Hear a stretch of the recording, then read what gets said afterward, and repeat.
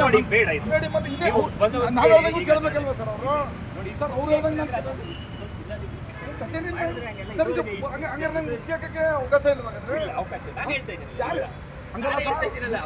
ನನಗೆ ಪ್ರತಿಭಟನೆ ನನ್ನ ಹಕ್ಕು. ಜಿಲ್ಲಾಡಳಿತ ವರ್ಗಕ್ಕೆ ಸರ್ಕಾರದ ಸುತ್ತೋಲೆಯನ್ನು ಅನುಷ್ಠಾನ ಮಾಡದ ಜಿಲ್ಲಾಡಳಿತ ವರ್ಗಕ್ಕೆ ಬೇಕೇ ಬೇಕು, ಬೇಕೇ ಬೇಕು, ಬೇಕೇ ಬೇಕು. ಮೈಸೂರಿನ ಟೋಲ್ನಲ್ಲಿ ನಂಜನಗೂಡಿಗೆ ಹೋಗ್ತಕ್ಕಂಥ ರಸ್ತೆಯ ಟೋಲ್ನಲ್ಲಿ ಕನ್ನಡ ನಾಮಫಲಕ ಉಲ್ಲಂಘನೆ ಮಾಡಿದ್ದಾರೆ ಅಂತೇಳಿ 13ನೇ ತಾರೀಕು ನಾವು ಮೈಸೂರಿನ ಟೋಲ್ನ ಬಳಿ ಪ್ರತಿಭಟನೆಯನ್ನು ಮಾಡಿದ್ದೋ.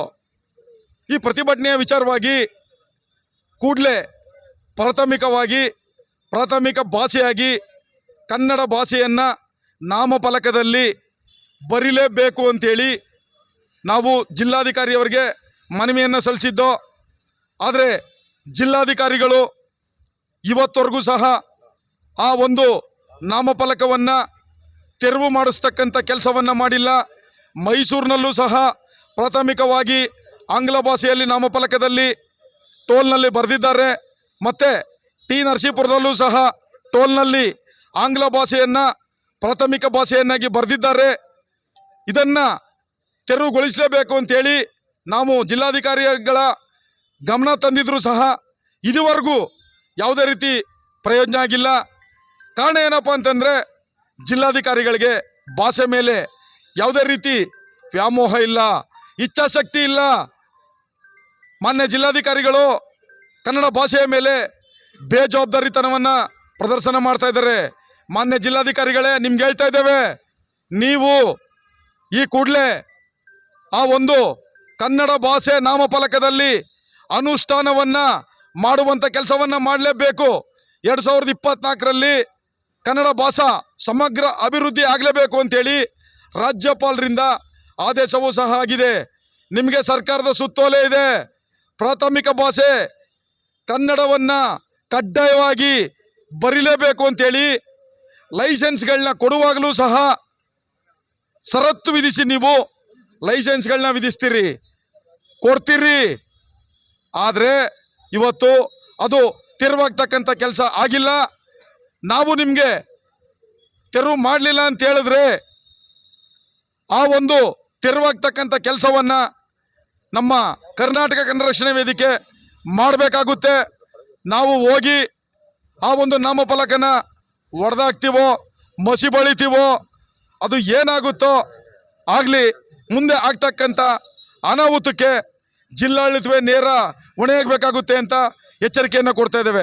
ನೀವು ನಮ್ಮ ಭಾಷೆಗೋಸ್ಕರ ಯಾವುದೇ ದೂರು ದಾಖಲು ಮಾಡಿದ್ರೂ ನಾವು ಜಗ್ಗೋ ಪ್ರಶ್ನೆ ಇಲ್ಲ, ಎದುರೋ ಪ್ರಶ್ನೆನೂ ಇಲ್ಲ. ಭಾಷೆ ನಮ್ಮದು, ರಾಜ್ಯ ನಮ್ಮದು. ಈ ಭಾಷೆಗೋಸ್ಕರ ನಾವು ಜೈಲಿಗೆ ಹೋಗೋದಕ್ಕೂ ಸಹ ರೆಡಿ ಇದ್ದೇವೆ. ಮಾನ್ಯ ಜಿಲ್ಲಾಧಿಕಾರಿಗಳೇ, ನಿಮಗೆ ಈಗಲೂ ಸಹ ಹೇಳ್ತಾ ಇದ್ದೇವೆ, ಮೊದಲು ನರಸೀಪುರದ ಟೋಲ್ ಬಳಿ, ಮೈಸೂರಿನ ಟೋಲ್ ಬಳಿ ನೀವು ಅದನ್ನ ಕನ್ನಡ ಭಾಷೆಯನ್ನ ಬರೆಸ್ತಕ್ಕಂಥ ಕೆಲಸವನ್ನು ಮಾಡಲೇಬೇಕು. ನೀವು ಸಾರ್ವಜನಿಕರ ಕನ್ನಡಿಗರ ತೆರಿಗೆಯ ಹಣವನ್ನು ಪಡ್ಕೊಂಡು ಇಂತಹ ಒಂದು ಕಾನೂನು ವ್ಯವಸ್ಥೆಯನ್ನು ತೆರವು ಮಾಡಿಸ್ದೆ ಕೂತ್ಕೊಂಡ್ರೆ ಇದು ಸರಿಯಾದ ಕ್ರಮವಲ್ಲ. ಜಿಲ್ಲಾಧಿಕಾರಿಯವರೇ, ಈ ಕೂಡಲೇ ನಿಮಗೆ ತಿಳಿಸ್ತಾ ಇದ್ದೇವೆ, ಮೊದಲು ತೆರವು ಮಾಡಿಸ್ತಕ್ಕಂಥ ಕೆಲಸವನ್ನು ಮಾಡಿ. ಇಲ್ಲ ಅಂತ ಹೇಳಿದ್ರೆ ನಮ್ಮ ಸಂಘಟನೆಯಿಂದ ನಾವು ಹೋರಾಟದ ರೂಪದಲ್ಲಿ ಹೋರಾಟವನ್ನು ಮಾಡಿ ಅದನ್ನು ತೆರವು ಮಾಡಿಸ್ತಕ್ಕಂಥ ಕೆಲಸವನ್ನು ನಾವು ಮಾಡ್ತೇವೆ ಅಂತೇಳಿ ಈ ದಿನ ಜಿಲ್ಲಾಧಿಕಾರಿಯವರಿಗೆ, ಜಿಲ್ಲಾಡಳಿತ ವರ್ಗಕ್ಕೆ ಎಚ್ಚರಿಕೆಯನ್ನು ಕೊಡ್ತಾ ಇದ್ದೇವೆ. ಮೈಸೂರು ಜಿಲ್ಲಾ ಆಡಳಿತ ಕಚೇರಿ ಮುಂದೆ ನಮ್ಮ ಕರ್ನಾಟಕ ಕನ್ನಡ ರಕ್ಷಣೆ ವೇದಿಕೆ ವತಿಯಿಂದ ಸತತ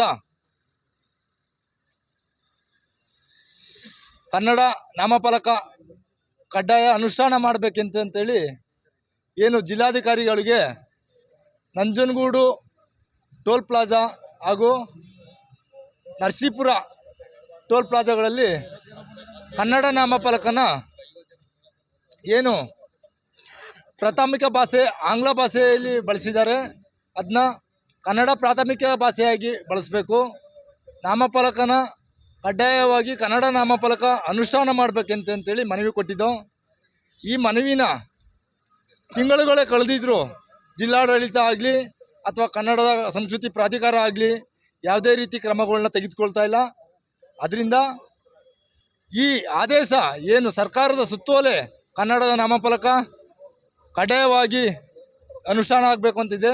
ಇದನ್ನ ಈ ಕೂಡಲೇ ಸಂಬಂಧಪಟ್ಟ ಅಧಿಕಾರಿಗಳು ಯಾರು ಇದ್ದಾರೆ ಅವ್ರುಗಳಿಗೆ ಸೂಕ್ತ ಕ್ರಮ ಜರುಗಿಸಬೇಕು.